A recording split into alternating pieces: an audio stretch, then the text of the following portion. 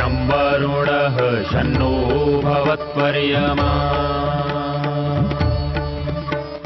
शन्न इन्द्रो बृहस्पतिः शन्नो विष्णुरुक्रमः ॐ शान्ति शान्ति शान्तिः।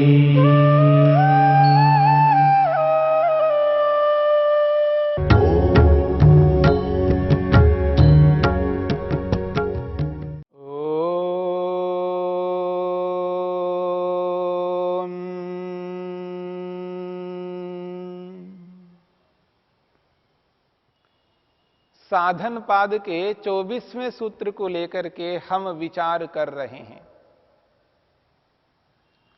तस्य हेतुरविद्या, ये जो संयोग होता है आत्मा और शरीर के साथ में, आत्मा इंद्रियों के साथ में, आत्मा और मन के साथ में, आत्मा और इस संपूर्ण संसार के साथ में जो संयोग होता है, इसके पीछे यदि कोई कारण है वो है अविद्या। जब तक अविद्या रहेगी तब तक यह संयोग बना रहेगा, और जैसे ही अविद्या हट जाती है तो संयोग हट जाता है। और संयोग का हटना ही मोक्ष है। इस बात को न जानकर, न समझकर व्यक्ति कहता है जो तत्वज्ञान प्राप्त हो चुका है, जो तत्वज्ञान विद्यमान है, तत्वज्ञान के रहते हुए मोक्ष नहीं हो पाया, तो अब तत्वज्ञान हट गया है, मन ही नहीं रहा है, शरीर ही नहीं रहा है, न रह करके मोक्ष को कैसे दिला पाएगा ये तत्वज्ञान। ऐसी आशंका को लेकर के एक आख्यान को प्रस्तुत किया गया। हमने प्रश्न को समझने का प्रयत्न किया। अत्र कश्चित् षण्डकोपाख्यानेन उद्घाटयति, इस बात को एक षण्डक नामक नपुंसक व्यक्ति के आख्यान के द्वारा इस तथ्य को उद्घाटित किया जाता है। किस प्रकार से? मुग्धया भार्यया अभिधीयते षण्डका आर्यपुत्र अपत्यवती में भगनी किमर्थम न अहम इति। एक पत्नी अपने पतिदेव से कह रही है, हे षण्डका, षण्डक कहते हैं नपुंसक को, हे आर्यपुत्र, हे आर्यपुत्र, अपत्यवती में भगनी, मेरी बहन संतान वाली हो गई है, मेरी बहन संतान वाली हो गई है, मैं बड़ी हूं, वो छोटी है मुझसे, मेरे बाद में उसकी शादी हुई है, मेरी शादी तो बहुत पहले से हुई है, मेरे से छोटी होकर के भी वो संतान वाली हो गई है, अपत्यवती में भगनी, कथम न अहम इति, मैं क्यों नहीं हो पा रही हूं संतान वाली, मेरे को भी तो संतान चाहिए। यह बात एक पत्नी कह रही है, मोह से ग्रस्त होकर के, अविद्या से ग्रस्त होकर के बात कह रही है। पति कहता है स ताम आह, वो पति पत्नी से कह रहा है, क्या कह रहा है? मृतस्ते पुत्रम अहम उत्पादयिष्यामि, मृतस्ते अहम पुत्रम उत्पादयिष्यामि इति। उसे गुस्सा आ गया, क्रोध आया, उसने कहा मृतस्ते अहम अपत्यम उत्पादयिष्यामि, तू चिंता मत कर, परेशान नहीं हो, चिंता बिल्कुल नहीं करना, मैं मर जाऊंगा, उसके बाद संतान उत्पन्न कर लूंगा। मृतः मर करके, मृतः अहम मृतः, मैं मर करके, तेरे लिए पुत्रम, पुत्र को उत्पादयिष्यामि, उत्पन्न करूंगा, मर करके तेरे लिए मैं पुत्र को उत्पन्न कर लूंगा, चिंता मत करना। गुस्से से, क्रोध से वो कह रहा है एक पत्नी से। जिंदा रहता हुआ, जीवित रहता हुआ, शरीर में रहता हुआ जो संतान नहीं दे सका, अब मर करके कैसे दे पाएगा? इसी बात को महर्षि वेदव्यास स्पष्ट करते हैं। तथा इदम विद्यमानम ज्ञानम चित्त निवृत्तिम न करोति विनष्टम करिष्यतीति का प्रत्याशा।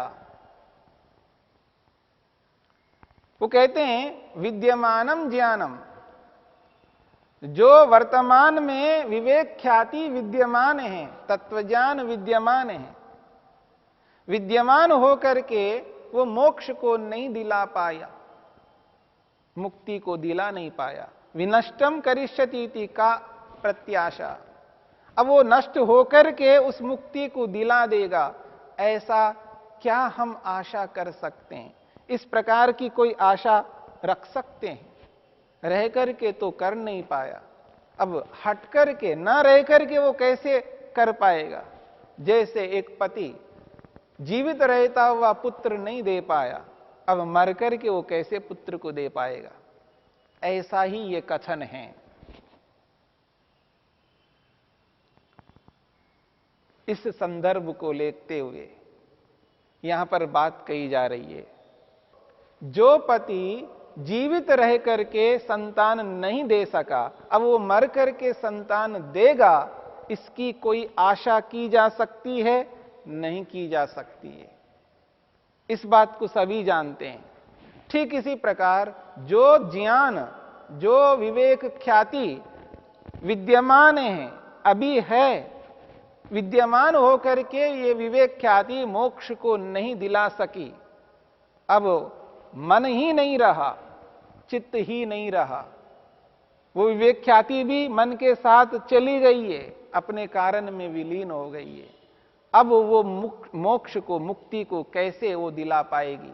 वो विवेक ख्याति जैसे पति नहीं दिला पाया जीवित रहते हुए, अब न रह करके वो दिला पाएगा? नहीं दिला पाएगा। ठीक इसी प्रकार यह विवेक ख्याति विद्यमान होकर के भी नहीं दिला सकी, अब न रह करके कैसे दिला पाएगी? ऐसा कथन यहां पर है। अब इसका समाधान महर्षि वेदव्यास करते हैं। तत्र आचार्य देशीयो वक्ति, इसका समाधान एक ऐसा व्यक्ति दे रहा है जो आचार्य के स्थान पर है, यानी आचार्य नहीं दे रहा है। इसका समाधान तो मैं क्या, मेरा शिष्य ही दे पाएगा। ये तो साधारण बातें हैं, ये कोई विशेष बात नहीं है। आपने कोई ऐसी बात नहीं की है जिससे कि इसका उत्तर मैं ही दूं। इसका उत्तर तो कोई भी दे सकता। आचार्य देशीय, अभी आचार्य नहीं बना है, वो तो शिष्य है, विद्यार्थी है, वो ही दे देगा इसका उत्तर। ये तो साधारण सी बात है।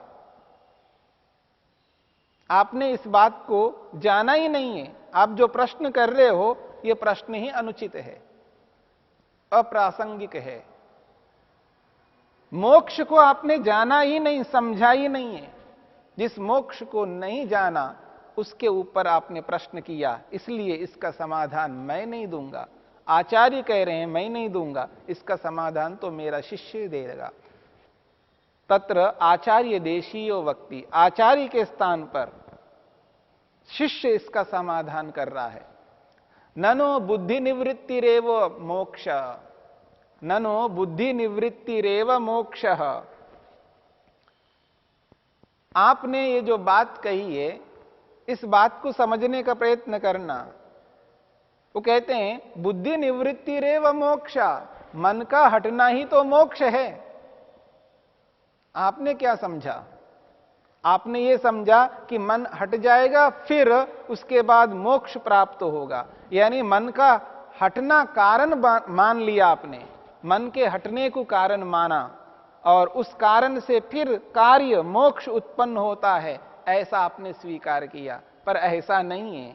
बुद्धि निवृत्तिरेव मोक्षा, मन का हटना ही तो मोक्ष है। मन जब तक रहेगा, जब तक जन्म रहेगा, जब तक शरीर रहेगा, जब तक मन का आत्मा के साथ संबंध रहेगा, तब तक व्यक्ति दुख उठाता रहता है। और जब ये मन हट गया है आत्मा से, अब उसका जन्म ही नहीं होगा। यही तो मुक्ति है। मन का आत्मा के साथ हट जाना ही तो मुक्ति है। बुद्धि निवृत्ति रेव मोक्ष।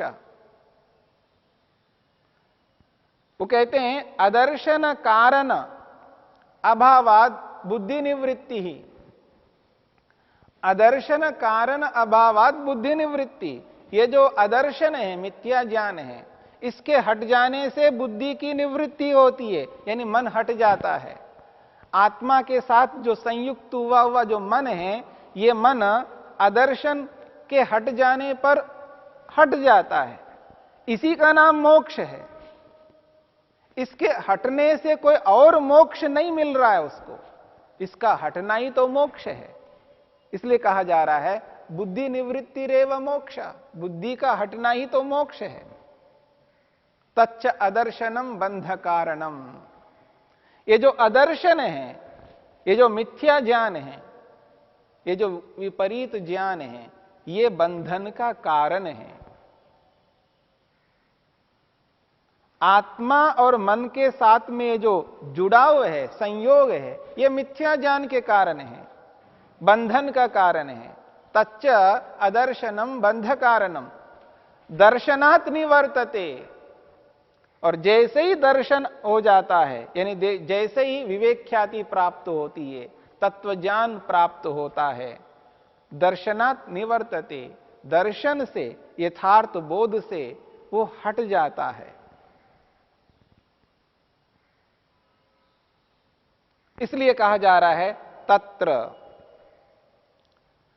बुद्धि निवृत्तिरेव मोक्षः। बुद्धि का हटना ही मोक्ष है। कथम अस्थाने एव अस्य मति विभ्रमः। महर्षि वेदव्यास कहते हैं बुद्धि निवृत्तिरेव मोक्ष। बुद्धि का हटना ही तो मोक्ष है। आत्मा के साथ जो मन जुड़ा हुआ रहता है, मन जैसे ही हट जाता है, जैसे ही शरीर आत्मा के साथ हट जाता है, मन का हटना होता है, इस हटने का नाम ही तो मोक्ष है। मोक्ष का अर्थ ही हटना है। ये जो संयोग है, ये संयोग जैसे ही हट गया, इस संयोग के हटने को ही मोक्ष कहते हैं। अलग से कोई मोक्ष नहीं है। जब तक मन का आत्मा के साथ संयोग रहता है, तब तक दुख रहता है। और ये संयोग हटते ही दुख नहीं रहता, तो संयोग का हटना ही तो मोक्ष है। मोक्ष शब्द का अर्थ ही हटना है, छूटना है, पृथक होना है। ये मोक्ष का अर्थ है, मोक्ष शब्द का अभिप्राय है। जिसको हम मुक्ति कहते हैं, ये जो मुक्ति है, ये मुक्ति जो है हटने का नाम है, पृथक होने का नाम है। ये जो संयोग बना हुआ है आत्मा और मन के साथ में, ये संयोग जैसे ही हट गया, जैसे ही आत्मा मन से पृथक हो गया, मन के साथ पृथक होना ही मोक्ष कहलाता है। इसलिए अस्थाने, जो प्रसंग ही नहीं है, बिना प्रसंग के उस व्यक्ति को मति विभ्रम हो रहा है, भ्रांति हो रही है।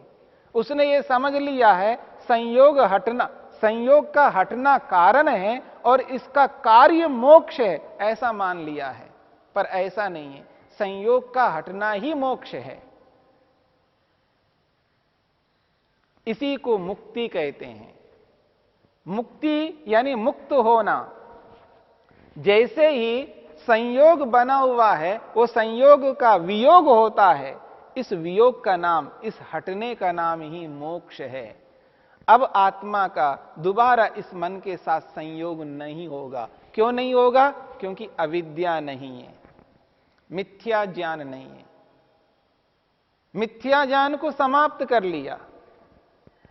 जब व्यक्ति मिथ्या ज्ञान को समाप्त करता है तो तत्वज्ञान उत्पन्न होता है, और तत्वज्ञान उत्पन्न होते ही मन का आत्मा के साथ जो संयोग बना हुआ है, वो संयोग हट जाता है, और संयोग के हटते ही वो छूट गया है।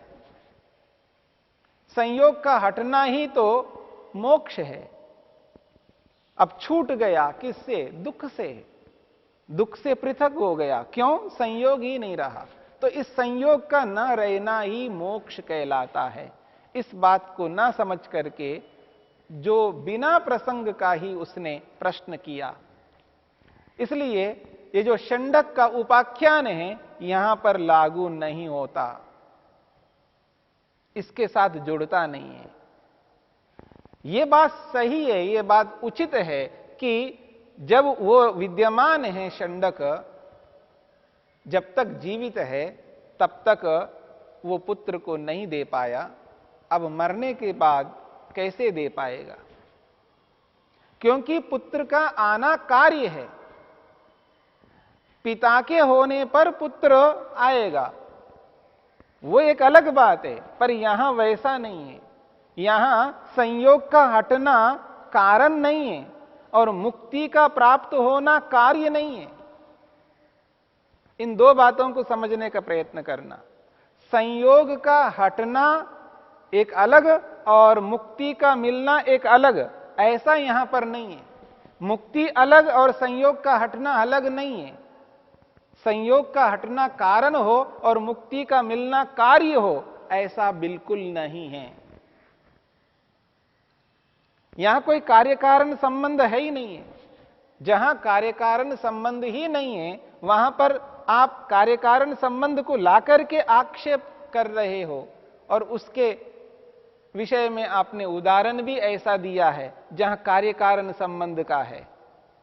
उदाहरण ही गलत है आपका। इसलिए इस बात को समझने का प्रयत्न करना।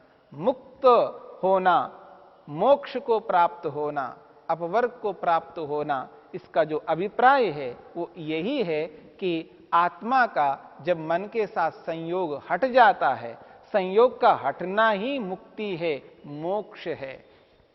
और ये जो संयोग हटता है ये किस कारण से हटता है? वो दर्शन से हटता है। हां, इस मुक्ति का कारण आप दर्शन को मान सकते हैं। दर्शन यानी तत्वज्ञान, यथार्थ बोध। जैसे मिथ्या ज्ञान संयोग का कारण बनता है, ऐसे ही दर्शन वियोग का कारण बन सकता है। पर वियोग कारण नहीं बनता मोक्ष का, क्योंकि वियोग का नाम ही मोक्ष है। इसलिए इस वियोग रूपी मोक्ष का कारण दर्शन तो हो सकता, पर वियोग मोक्ष का कारण नहीं हो सकता। इसलिए जो कारण नहीं है उसको आपने कारण माना है, यही आपने गलती की है। तो अदर्शन यानी मिथ्या ज्ञान, विपर्य ज्ञान, ये संयोग का कारण है।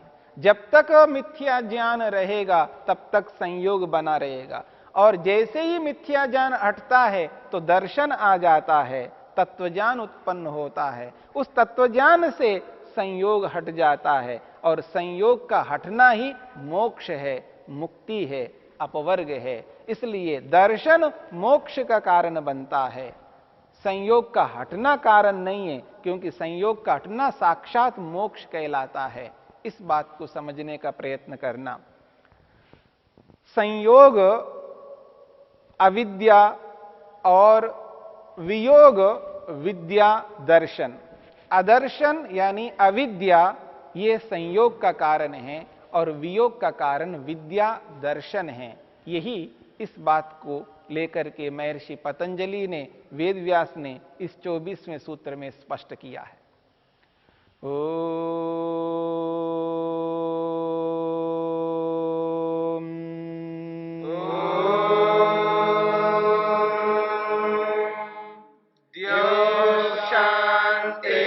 शांतिरंतरिक्षं शांतिर्पृथिवी शांतिरापः शांतिरोषधयः शांतिः वनस्पतयः शांतिर्विश्वे देवा शांतिर्ब्रह्म शांति सर्वं शांति शांतिरेव शांति क्षमा शांतिरेधि। ओम शांति शांति शांति